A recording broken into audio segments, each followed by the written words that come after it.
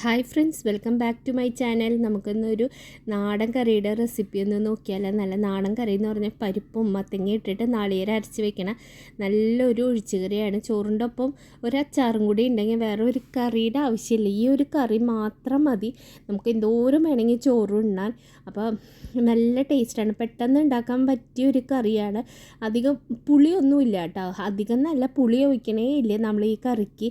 ചെറുതായിട്ട് നമ്മുടെ എലിശ്ശേരി കറിയുടെ ഒരു ടേസ്റ്റും വരുന്നുണ്ട്, ജീരക കരക്കണോണ്ടാന്ന് തോന്നുന്നു. അപ്പം നമുക്ക് പരിപ്പും മത്തങ്ങയും നാളികേരം അരച്ച് വെക്കണ കറിയുടെ റെസിപ്പി ഒന്ന് നോക്കിയാലോ. അപ്പോൾ കറി വയ്ക്കാൻ തുടങ്ങുന്നതിന് മുമ്പ് എല്ലാവരും ഒരു കാര്യം ഒന്ന് ഓർമ്മിപ്പിക്കുകയാണ്. സബ്സ്ക്രൈബ് ചെയ്യാനും ലൈക്ക് ചെയ്യാനും ഷെയർ ചെയ്യാനൊന്നും ആരും മറക്കരുത് കേട്ടോ, അത് പ്രത്യേകം ഓർമ്മിപ്പിക്കുകയാണ്. അപ്പോൾ നമുക്ക് മത്തങ്ങയും പരിപ്പും ഇട്ടിട്ടുള്ള കറിയുടെ റെസിപ്പി നോക്കാം കേട്ടോ.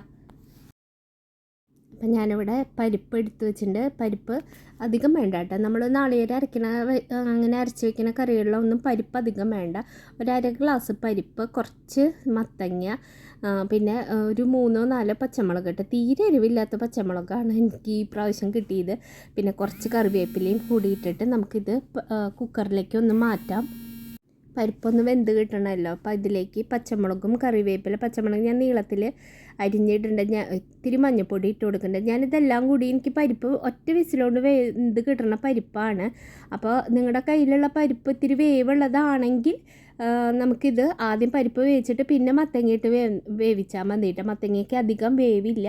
ഇനി ഇതെല്ലാം കൂടിയിട്ട് ഇത്തിരി വെള്ളവും 1 ടീസ്പൂൺ ഉപ്പും ഇട്ടിട്ട് ഒന്ന് വേവിച്ചെടുക്കാം കേട്ടോ.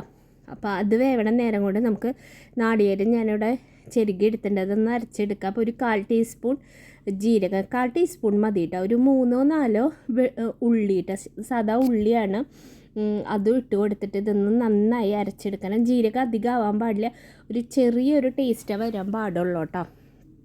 അപ്പോൾ ഞാൻ പരിപ്പും മത്തങ്ങയൊക്കെ വെന്ത് വന്നപ്പോൾ ഞാനൊരു മൺചട്ടിയിലേക്ക് മാറ്റിയിട്ടുണ്ട് കേട്ടോ. കുക്കറിലായാലും വെക്കുക, യാതൊരു കുഴപ്പമില്ല. ഞാൻ ഇളക്കാനുള്ള എളുപ്പത്തിന് വേണ്ടിയിട്ടാണ് ഞാനിങ്ങനെ. പിന്നെ കുക്കറിൽ വയ്ക്കുമ്പോൾ വീഡിയോ എടുക്കാൻ ഇത്തിരി ബുദ്ധിമുട്ടും ഉണ്ട്. അപ്പോൾ ഞാൻ ചട്ടിയിലേക്ക് മാറ്റിയതാണ്. അപ്പോൾ ഇതൊന്ന് ഇതിൽ കിടന്നൊന്ന് തിളക്കട്ടെ കേട്ടോ. നന്നായി ഒന്ന് തിളച്ച് വരുമ്പോൾ നമുക്ക് ഇതിലേക്ക് അരച്ച് വെച്ചിട്ടുള്ള കൂട്ട് ഒഴിച്ച് കൊടുക്കാം. ജീരകവും ഉള്ളിയും കൂടി അരച്ചതാണ്, അപ്പോൾ അതും ഇതിലേക്ക് ഒഴിച്ച് കൊടുക്കാം. പിന്നെ ഈ കറി എന്ന് പറഞ്ഞ് കഴിഞ്ഞാൽ ഇത്തിരി കട്ടിയിലാണ് എടുക്കുക നമ്മൾ, ഭയങ്കര ചാറൊന്നല്ല കേട്ടോ.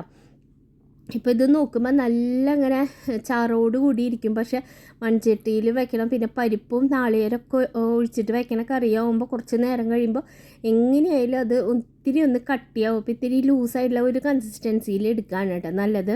അപ്പോൾ നന്നായി ഒന്ന് ഇളക്കി കൊടുത്തതിന് ശേഷം ഇതൊന്ന് തിളച്ചതിന് ശേഷം ഇതിൽ ഉപ്പോ വല്ല കുറവുണ്ടെങ്കിൽ ഒക്കെ ആഡ് ചെയ്ത് കൊടുക്കുക. നമ്മൾ പുളിയെ ആഡ് ചെയ്യണില്ല കേട്ടോ, പുളി വന്നു കഴിഞ്ഞാൽ കറിയുടെ ടേസ്റ്റ് മാറും. അപ്പോൾ ഞാൻ ഇത്തിരി മുളക് പൊടി ഇട്ട് കൊടുക്കുന്നുണ്ട്, കാരണം പച്ചമുളക് തീരെ എരിവില്ല. അപ്പോൾ ഒരു ഇത്തിരി എരിവും വേണമല്ലോ നമ്മുടെ കറിക്ക്. അപ്പോൾ എരിവില്ലാത്തതുകൊണ്ടാണ് ഞാൻ മുളക് പൊടി ആഡ് ചെയ്ത് കൊടുത്തിട്ടുള്ളത്. നമ്മുടെ കയ്യിലുള്ള പച്ചമുളകിന് നല്ല എരിവുണ്ടെങ്കിൽ പിന്നെ മുളക് പൊടിയുടെ ആവശ്യം ഇല്ല കേട്ടോ. എന്നിട്ട് ഇതൊന്ന് നന്നായി തിളക്കിയിട്ട് മുളക് പൊടി ഇട്ട് കൊടുത്തിട്ടുള്ള ആ ഒരു കുത്തൊന്ന് പോവും ചെയ്യണം. തക്കാളിയല്ല, നാളികേരം ഒന്ന് വെന്തും വരണം കേട്ടോ. അപ്പം ഞാൻ ഉപ്പൊന്ന് നോക്കിയപ്പോൾ ഒരു ഇത്തിരി ഉപ്പ് കുറവുണ്ട്, ഉപ്പും കൂടി ആഡ് ചെയ്തിട്ട് നമുക്ക് നന്നായി തിളച്ച് വന്നിട്ട് ഗ്യാസ് ഒന്ന് ഇനി ഓഫ് ചെയ്യാം. ഇനി ഇതിലേക്ക് കടുക് വറുത്ത് ഒഴിക്കാം കേട്ടോ. അപ്പം ഞാൻ കടുക് വറുക്കുമ്പോൾ ആകെ എന്താ പറയുക, കറിവേപ്പിലും വറ്റൽമുളകും കടുകും മാത്രമേ യൂസ് ചെയ്തിട്ടുള്ളൂ. ഉലുവയൊന്നും യൂസ് ചെയ്തിട്ടില്ല കേട്ടോ. ചില സമയത്ത് നമ്മൾ വീഡിയോ കാണുമ്പോൾ തോന്നി ഇതിൽ ഉലുവ ആഡ് ചെയ്തിട്ടുണ്ടാവുമോ എന്നുള്ള സംശയം വരും. പക്ഷേ ഉലുവയൊന്നും വേണ്ട, കടുകും വറ്റൽമുളകും കറിവേപ്പിലും മാത്രം മതി കേട്ടോ. നമ്മുടെ കറി ഇവിടെ റെഡി ആയിട്ടുണ്ട്. എന്തായാലും എല്ലാവരും ഒന്ന് ഉണ്ടാക്കി നോക്കുക കേട്ടോ. അപ്പോൾ thank you friends for watching.